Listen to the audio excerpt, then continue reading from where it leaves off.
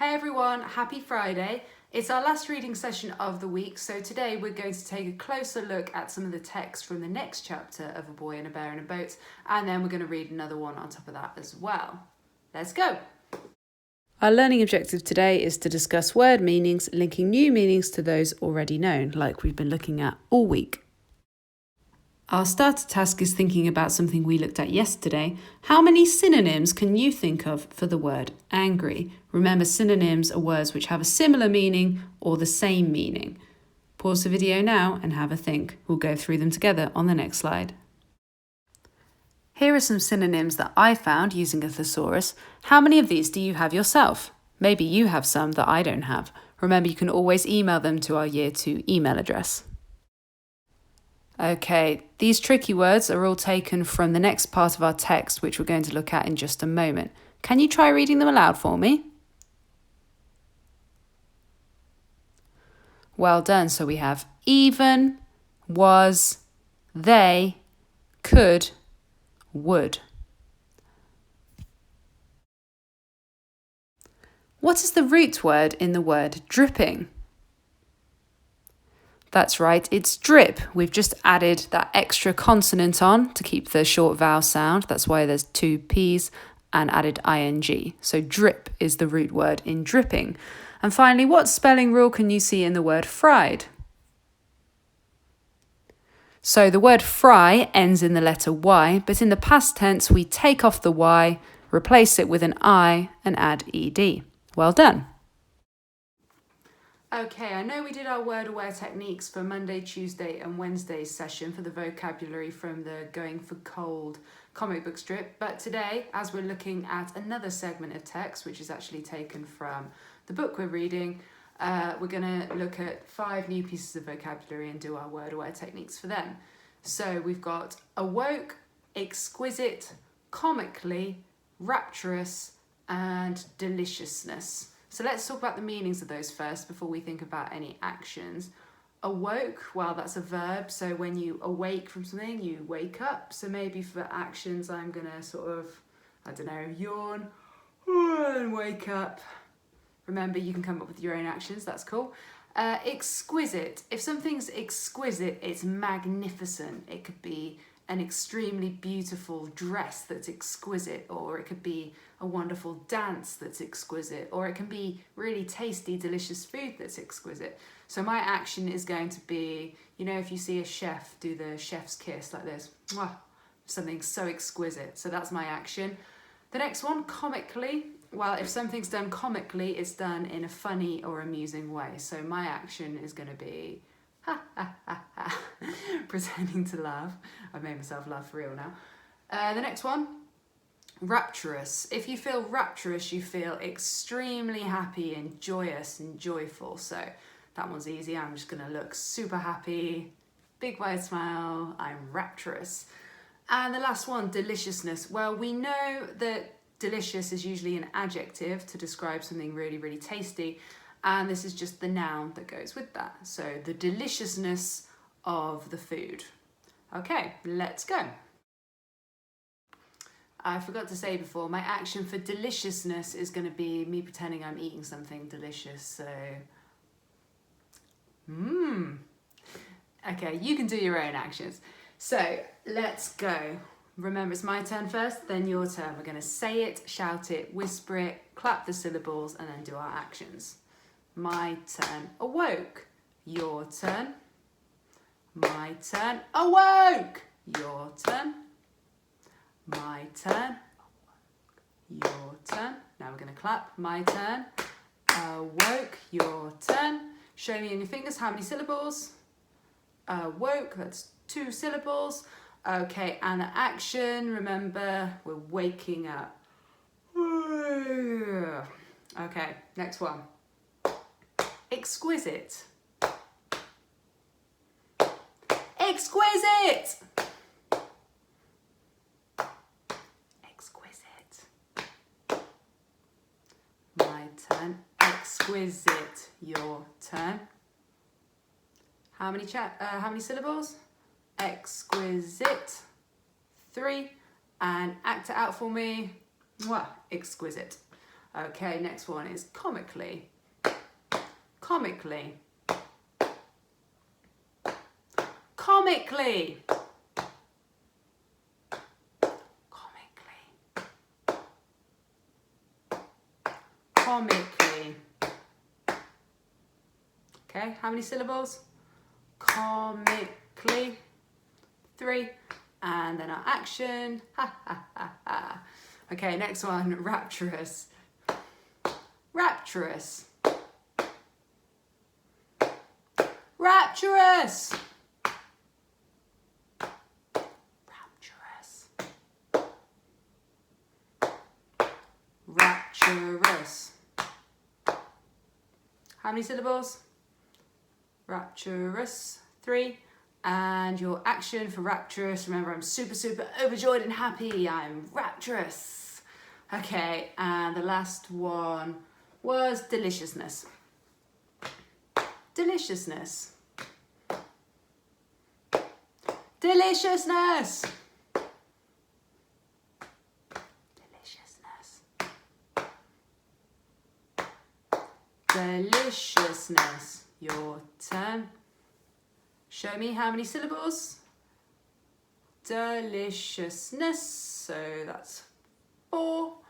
Okay, and then our action for deliciousness. I make something really, really tasty. Deliciousness. Okay, well done. So as I said, these are the opening paragraphs of the next chapter of A Boy and a Bear in a Boat. This chapter is called Trading Up, and we'll read the rest of it at the end of the session. But for now, I just want you to listen and follow on with your finger. The boy awoke and licked his lips. There was the slightest taste of yesterday's fish still on them, and even that faint trace was exquisite. The bear had fried the fish in a small pan on his tea-making stove, lit, as ever, at arm's length and with comically extreme care, and they had eaten it with their fingers and paws, the juices dripping messily down their faces, each of them rapturous at their release from hunger and at the glorious deliciousness of the fish. If their stomachs could have danced for joy, they would have.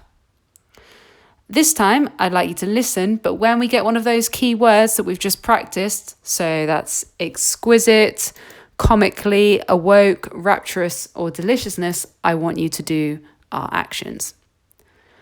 The boy awoke and licked his lips. There was the slightest taste of yesterday's fish still on them, and even that faint trace was exquisite. The bear had fried the fish in a small pan on his tea-making stove, lit, as ever, at arm's length and with comically extreme care, and they had eaten it with their fingers and paws, the juices dripping messily down their faces, each of them rapturous at their release from hunger and at the glorious deliciousness of the fish. If their stomachs could have danced for joy, they would have. Well done. Let's look at the start of that piece of text. The boy awoke and licked his lips. There was the slightest taste of yesterday's fish still on them, and even that faint trace was exquisite. Tom wants to know which word shows that the boy enjoyed the fish. Pause the video now. You can write your answer down, or you can discuss it with a grown-up. Well done. So the bear's telling us that the answer is exquisite, because remember, exquisite means something magnificent or really beautiful. So the boy must have enjoyed the fish because the taste was exquisite. Okay, now we need to look at the next paragraph for our next question. The bear had fried the fish in a small pan on his tea-making stove, lit as ever at arm's length and with comically extreme care, and they had eaten it with their fingers and paws, the juices dripping messily down their faces, each of them rapturous at their release from hunger and at the glorious deliciousness of the fish. Tom wants to know which words showed the bear lit the stove cautiously. So we know that the bear lit the stove cautiously because he lit it with comically extreme care. So he was so cautious and careful that it was actually funny to the boy. And the last part of the text says, if their stomachs could have danced for joy, they would have. Tom wants to know, is danced a noun, an adjective, or a verb? Pause the video now and have a think about that. The bear's telling us that danced is a verb, and I agree with him, because a noun we know is the name of a person, place, or thing, and that's not what it is. And an adjective is a describing word, and that's not what it's being used for either. A verb, remember, is a doing word. So danced is a verb. Okay, for the last time this week, I'm going to read a couple of chapters of A Boy and a Bear in a Boat. And once more, I'm joined by my polar bear friend.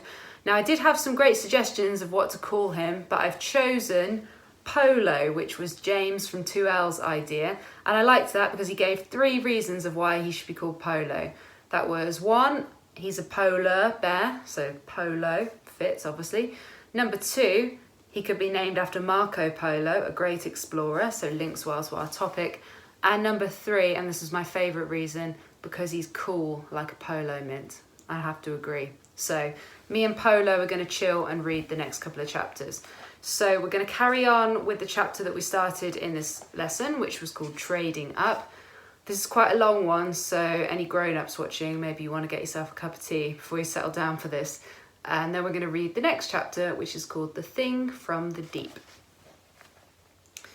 The boy awoke and licked his lips. There was the slightest taste of yesterday's fish still on them, and even that faint trace was exquisite.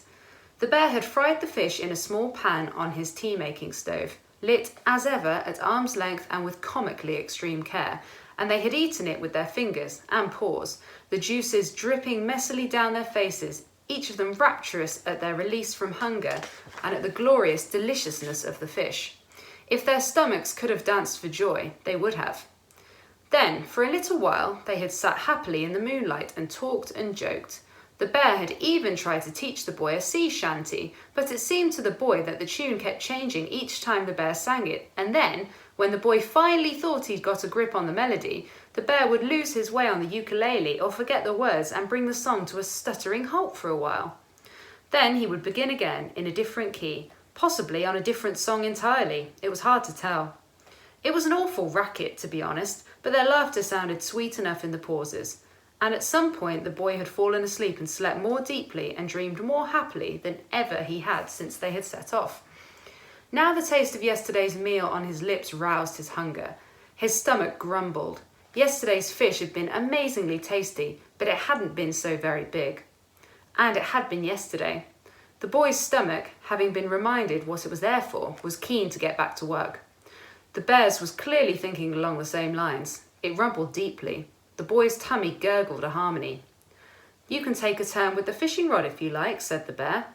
"See if you can catch us something. I'm going to keep rowing." The boy was quite excited at the prospect of fishing. He'd never really seen the appeal before when he'd seen grown-ups doing it for fun. How was it fun, sitting very still for a long time with nothing happening?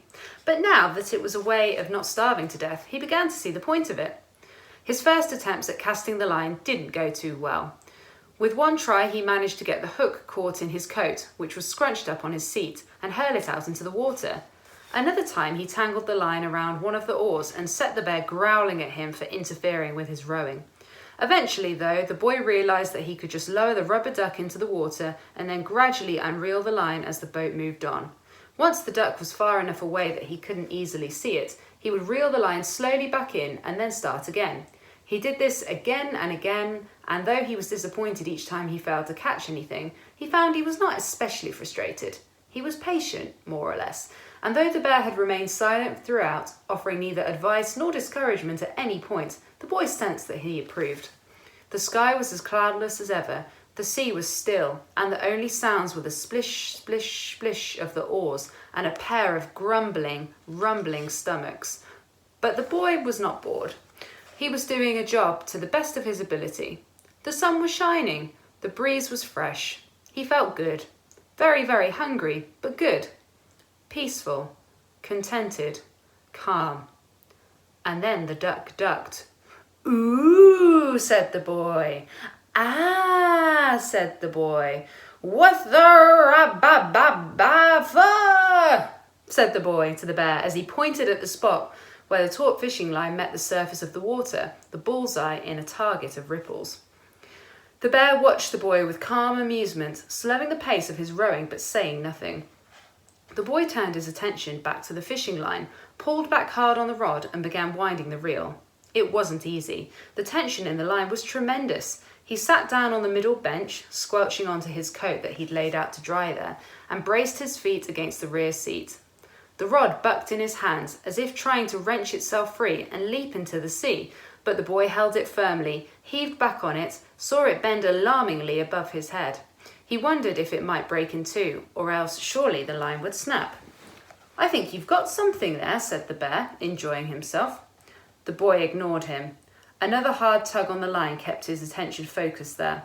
The pull on the line had dragged the angle of the rod back down, close to horizontal, and the handle of the reel had slipped from his hand. The reel span as line flew out of it, and the boy's unseen adversary raced away from the boat. "Oh, no, you don't." The boy grabbed at the handle, first slowing the turn of the reel and then stopping it. He jerked the rod back again, pulling the line tight, then lowered it back down while reeling in line to maintain the tension. He'd seen this done somewhere, he thought. He didn't think he was doing it quite right, but he won back some of the lost line just the same. He did it again. Pulled back, lowered, reeled in. It was smoother this time.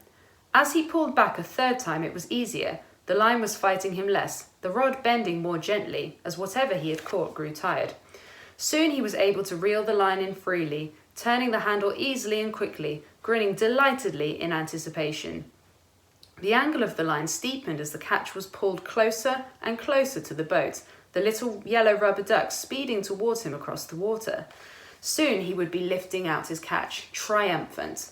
He realised that the boat was no longer moving and that the bear was standing behind him now, watching over his shoulder.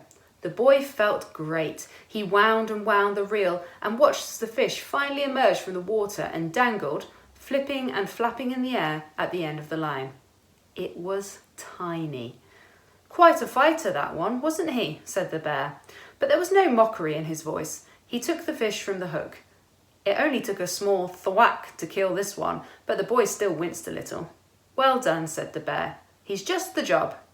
"Don't be stupid," said the boy grumpily. "He's much too small, not much of a meal for either of us." "That's true," said the bear, rubbing a thoughtful claw beneath his snout, "but we're not going to eat this one." Something about the bear's tone was making the boy nervous, and there was a look in his eyes too. He was staring a little too intently, but not exactly at anything, as if slightly in a daze, and his stance was too tense, as if his muscles had all clenched, or he was full of electricity, as if there was something inside him waiting to get out. "I've had," said the bear, "a brilliant idea." "Oh no," thought the boy. "Oh yes," said the boy. "This fish," said the bear, lifting it delicately by its tail, "is too small for us to eat, but if we use it as bait—" "Then we could catch a bigger one," said the boy. He looked excited, then he looked shocked. He stood very still with his eyes wide and his mouth hanging open, and neither moved nor spoke for quite some time. "What is it?" said the bear, waving a paw in front of the boy's staring eyes. "That," said the boy in a dazed, bemused voice, "really is a brilliant idea." He turned his head to look at the bear, addressing him directly. "How did that happen?" The bear made a show of taking offence at this, but only for a moment. He was too eager to put his plan into action to waste time on play acting. It took a bit of thinking and then some doing before they could start fishing again. The boy pointed out that to catch a bigger fish they would need a bigger hook, so the bear took a small nail, torn with his teeth from a wooden crate full of who knows what that he had stowed in the bows, and bent it into shape. Then he tied it to the line in place of the caterpillary fly. Then he hooked it inside of the little fish and handed the rod back to the boy. "I can't stand round here all day," he said. "I've got rowing to do. You can do the fishing again. You're clearly a natural." The boy held back a proud grin as best as he could, and they resumed their positions. The bear rowed. The boy dropped the line into the water. He played out a little line. The duck sank almost immediately. The fish must have been as surprised as the boy was. It barely put up any kind of fight and was much easier to land than the last one, despite being bigger. Much, much bigger. The boy heaved it aboard. The bear took it from him, which was a relief, and held it up. They both looked at it with admiration and hunger. "It's huge," said the boy. "Yes," said the bear, "it's a beauty." "Shall I get the stove and the pan out?" said the boy, scuttling off to the front of the boat. "Well," said the bear, thwack! "We could cook this one. Or—" The boy stopped in his tracks and felt the uneasy rocking of the boat beneath his feet as he looked back at the bear. "Or what?" he said. Were you thinking of having it stuffed and hung over your fireplace instead? I don't have a fireplace, said the bear, missing the boy's sarcasm. But what I was thinking was, if using a little fish as bait caught us a big fish... The boy could see where this was going, which admittedly made a pleasant change from everything else recently, and he didn't like it. Oh no, he said. Then if we use a big fish as bait, said the bear, carrying on regardless. No, no, no, said the boy. We could catch a really, really big fish, which would keep us going for days, said the bear. I don't think the line could take the weight of anything much bigger, though, said the boy. Or the rod. Or my arms, for that matter. Said the bear. He put the big fish down and picked up the rod. He looked at the line. He looked at the rod, flexing it thoughtfully. He glanced briefly at the boy's arms. You're right, he said at last. The boy brightened. We can't use the rod, said the bear, so we'll need different tactics. Pass me the toolbox, will you? The blue one, just by your foot there. The toolbox wasn't that easy to get at. Clearly it hadn't seen much use recently, as it was covered in and surrounded by all sorts of other odds and bobs and bits and ends. The boy dug his way in and extracted it and lifted it onto the centre seat. The bear opened it up. The boy peered in. It was a big box with a large number of different sized compartments that opened up and spread out as the box itself was opened. All of them were empty except for the biggest section at the very bottom, in which there was a large wooden mallet. Is that it? Said the boy. All the tools I've ever needed, said the bear contentedly, lifting the mallet from the box with one paw and tapping it heftily into the other, and gazing off into the distance and the past. Used to work wonders on the engine. Harriet used to have an engine? Yes, said the bear, briefly. He looked thoughtfully down at the mallet. They don't build them like they used to, you know. They really don't. A moment passed. But what's that got to do with fishing, said the boy, pointing at the mallet. Well, said the bear, like you said, the rod and the line wouldn't take the weight of this kind of fish we're after now, so... He stood at the back of the boat and held the fish out over the water in his left paw. In his right paw, he gripped the mallet behind his back, poised and ready to swing. See, said the bear, the really big fish jumps out of the water to eat the quite big fish, and then... Pow! He waggled the mallet. Pow? Said the boy. That's right, pow! Then we'll have food for a week at least, I reckon. Brilliant, isn't it? The boy didn't think it was brilliant. He told the bear this quite clearly and politely, and then not quite so politely, and then really very rudely. He strongly suggested that they cook and eat the fish they'd got right now. The bear was having none of it. It's the captain's decision to make, he said, tapping his captain's hat, not quite as lightly as he'd intended, with the mallet for emphasis. Long-term planning, that's the thing, he huffed. That's what captaincy is all about, but I wouldn't expect you to understand. The boy rolled his eyes, but decided not to argue any further. The bear could stand there holding fish all day so far as he was concerned, and once the bear finally gave up, at least they could cook and eat the fish they'd already got. And teasing the bear about it afterwards would provide entertainment for days. He just hoped the bear wouldn't be too stubborn. Surely he would give up after an hour or two.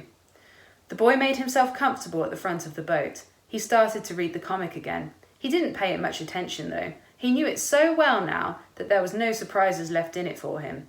He looked up at the bear, standing there, tongue out in concentration, fish clasped in one paw, mallet in the other. No surprises there either. Then he looked at the fish and his stomach rumbled. Shh, said the bear without looking round. You'll scare the fish away. Before the boy could reply, he was interrupted by a much lower, louder rumble that made the whole boat shake. I'll scare the fish away, said the boy. Your tummy's much worse than mine. The bear looked puzzled. That wasn't my tummy, he said. The rumble rumbled again. It was a terrible, low growling, even louder now, and the boat was pitching and rocking. The bear, struggling to keep his balance, nevertheless still held the bait steady over the now choppy waters. That's odd, he said. The growling got louder still, the volume growing more quickly now. The boy looked all around, trying to work out which direction it was coming from. There was nothing to be seen. It made no sense. Louder still, he could still feel the vibrations of it through the boards of the boat's hull, up through his feet and legs to shake his stomach. Deafening now, the sea around them foaming and angry. And then the boy realised. It's coming from underneath us, he shouted to the bear. What? Said the bear, turning to look at the boy, but still keeping his baited arms outstretched. A huge column of water shot upward from the sea directly behind the boat, the tremendous noise of it combining with an unearthly growling, howling, thundering cry as something very big and very strange burst out of the sea and neatly snatched the fish from the bear's hand. The boat was thrown up into the air, turned a neat somersault, and landed back down on the water with a smack, knocking the boy and the bear over onto their backs. They looked up at the terrifying thing towering over them, at the many eyes, the tentacles, the barnacle-encrusted skin, the gaping mouth full of very big and very pointy teeth. The boy screamed and turned his head away, but then he found himself staring at the very last sandwich lying next to his head and screamed again, even louder. The bear rose slowly to his feet, looking up at the creature in awe. "Ooh," said the bear, "you really are a big fella."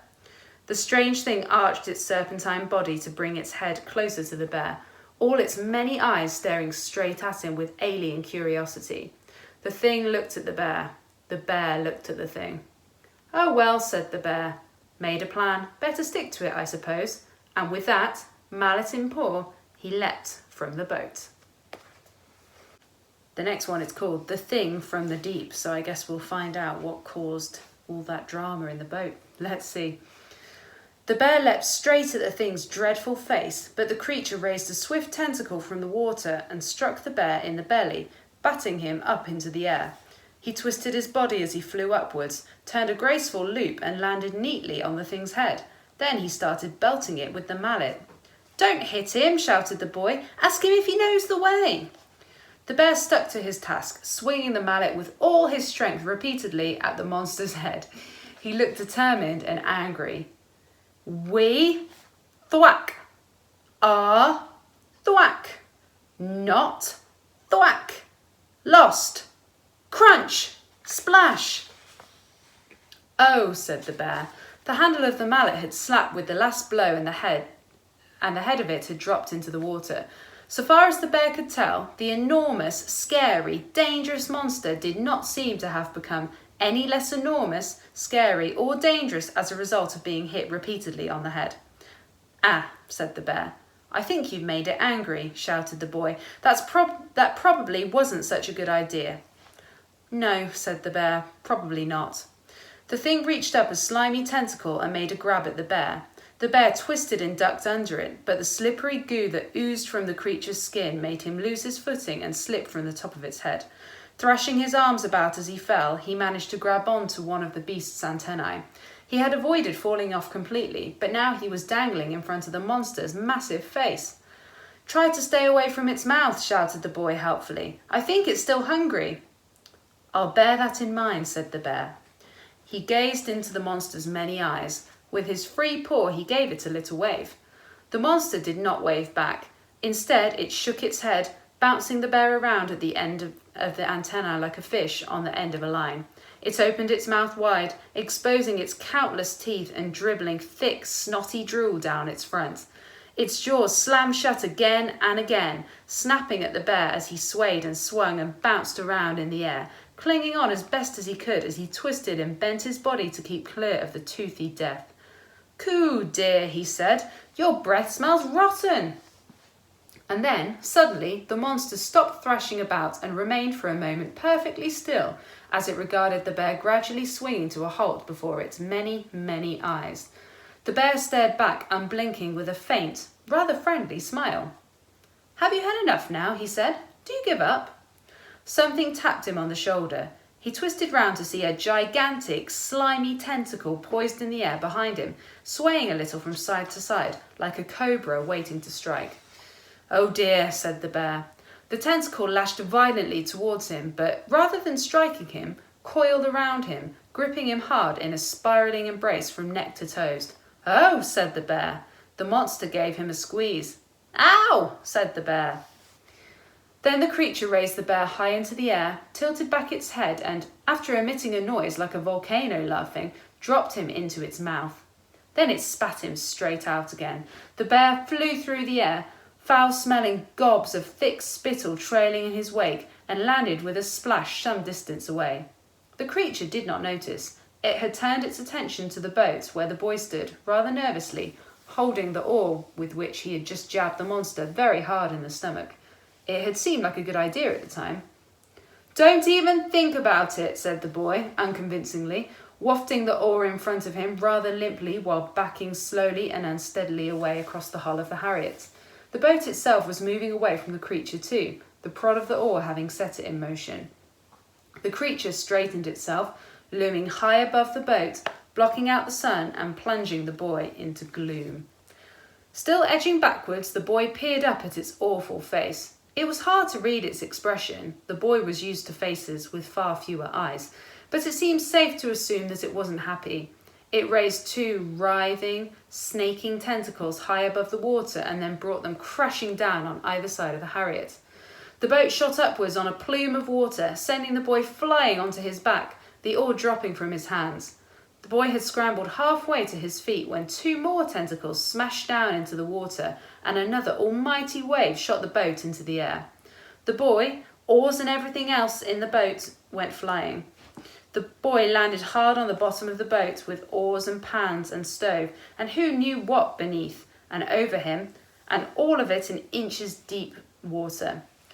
The sponge that the bear had brought up from the seabed landed on his head and bounced away somewhere. For a moment, nothing happened.